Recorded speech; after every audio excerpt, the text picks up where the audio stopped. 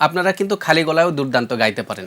কিন্তু আমরা এখন এরকমও দেখি যে যাদের আসলে গলাতে বেসুরও সুর নাই, তারপরেও তারা দেখা যায় যে এই এআই এর আশ্রয় নিয়ে তারা কিন্তু বেশ ভালো সফলতা পাচ্ছে বা এটাতে করে কি আপনাদের যেই ইন্ডাস্ট্রি এটাতে কি কোনো ক্ষতিগ্রস্ত না না হওয়ার না কোনো না, চান্স না, আছে এটার কিনা? কোনো চান্স নাই।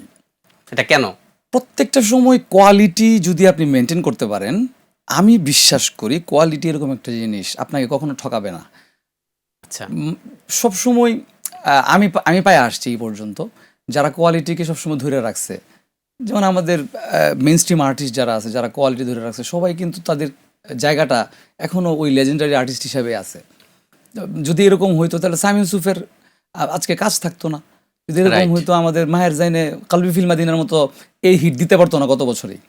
তো দিন শেষে আসলে সবসময় প্রতিভা এবং যে ব্যক্তি জানে এবং যে ব্যক্তি জানে না তাদের মধ্যে একটা পার্থক্য থাইকা থাকে। আমি খুব কম জানি, আমি নগণ্য, কিন্তু কথা হচ্ছে যাদের কথা আপনি বলতেছেন আর কি, যারা একদম জানে না, গলায় সুর কম, ওইটা তো আসলে এআই দিয়েও হয় না।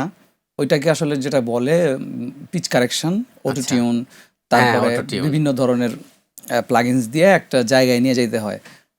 পিচগুলারে প্রত্যেকটা জায়গায় জায়গায় কাইটা কাইটা কাইটা কাইটা করতে হয়।